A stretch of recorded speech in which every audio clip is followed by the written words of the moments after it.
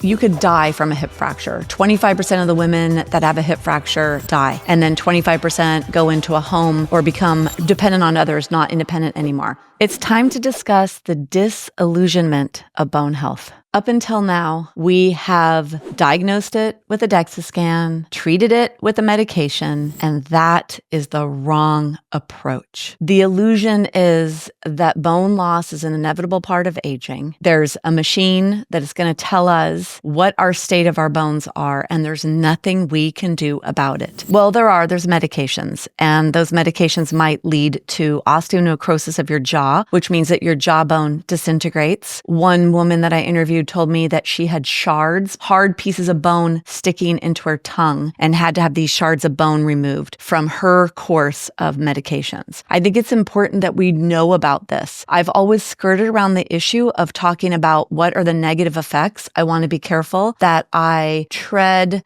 in the way that I should, that I only speak the truth, and that I share stories that I hear as a podcaster, as a functional health coach, as a yoga therapist, as a functional bone health expert. This is what I do. So if I have access to hundreds of people and I am interviewing physicians and having background stories with people that I need to protect their license, or with women that have gone through certain situations, I want to share that information. You might not have privy to that information. And if you don't have that, then when you make a really important decision, which is, what am I going to do now? You really do have to do something, because it means that your bone loss is in a state that we can actually label it with a disease. And when you are at that place, the weaker the bones get, not necessarily the less dense, but the weaker the bones get, the more precarious they are, the greater risk you have for a fracture. And a fracture, let me just say something about that statistically. You could die from a hip fracture. 25% of the women that have a hip fracture die, and then 25% go into a home or become dependent on others, not independent anymore. So that's a reality. And for men, that actually is statistic as well, that there's a really high probability that your quality of life and really your life as you know it, that's it after a hip fracture. I will say that typically that is closer to the age 80 and a more fragile, frail person, especially with females. Maybe with men, not so much. Maybe you don't need to be in that precarious state for that to be the case for you. But what about reduction of quality of life? To not live your life, the only one that you have, that in some cases can be just as bad as death, living but not really living. So the disillusionment that bone health or bone loss, that it's not in our control, that is something that we really need to understand, because the diagnosis, and this is what is so important, the moment you are told you have that, you change the way you live, change the way you think. You show up so differently in your life. And when you show up differently, when you show up out of fear and don't think you can do anything, then you typically are going to move less,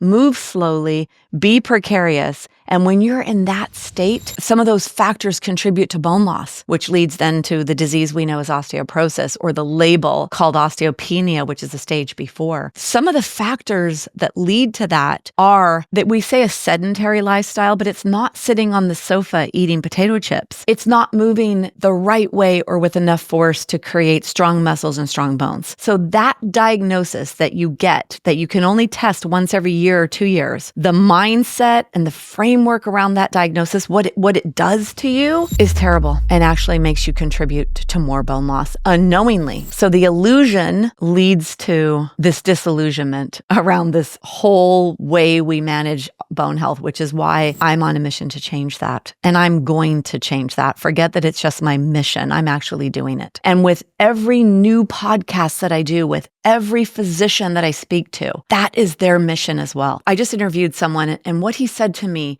was, you're interviewing doctors that are having these conversations, but the typical conversation out there with doctor-patient, because he had it with his doctor when he was having conversations, is, here's the pill for your bone loss. When women or men are asking, well, what can I do? There just isn't any education for physicians to advise you on the things you could do. Many of the physicians that I am interviewing at this point are reaching out to me, finding me. So if they're finding me, #1 bone health and osteoporosis podcast, when you search for those terms, this is what comes up, which is how they're finding me, then they become a part of the message. Our voice is getting louder, that bone loss is reversible and you can do it without medications and you are in control and in charge of your body and of your bones. When that message gets out there to more and more people, physicians and patients, women and men will be more empowered to be in control and know that they are. So that's a good thing. But also the physicians are going to start changing. So those conversations that women are having with their doctors are going to change. They're no longer going to feel bullied, which is the term that has been thrown around to me by people. It's a contemptuous relationship, and women are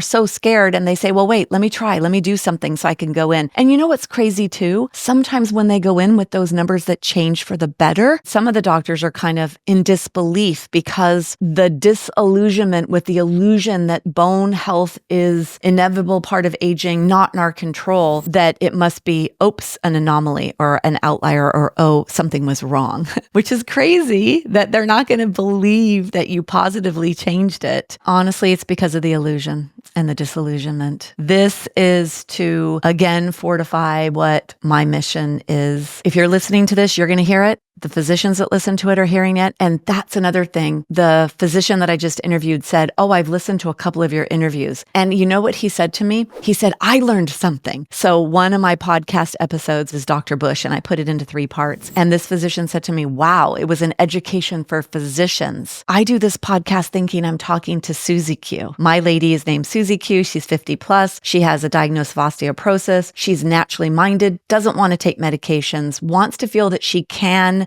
do something herself. That's we call it avatar. Like that's my person. That's me actually, right? I rip up prescriptions. So it's me. But when this physician told me that he learned from the other physician and that it was an education to other physicians, maybe that's why I'm not going to say this is my mission anymore, but rather that it's happening. The global shift in the way we diagnose, treat, and manage bone health. We put it as a disease, which a disease usually has a few, potentially one or a few causal factors, whereas bone loss has many, many factors. And that's why there's so much we could do for ourselves when it comes to our bone health, because we can affect so many different areas. So if you've heard this today, I hope that you are empowered and take on doing something about your bone health because you can. And that's the message I want you to hear, because that message will then be a catalyst for you to do something about it. And when you do something about it, you affect not only your own life,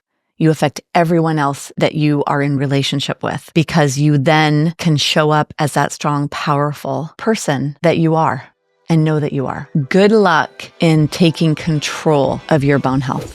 Thanks for joining me on Stronger Bones Lifestyle. Are you ready to take charge of your future? For show notes, resources, and information on my programs, please visit DebbieRobinson.com. If today's episode empowered you, be sure to subscribe, leave a review, and share it with someone who needs it. Together, we're building stronger bones and stronger lives. Take care, and I'll see you in the next episode.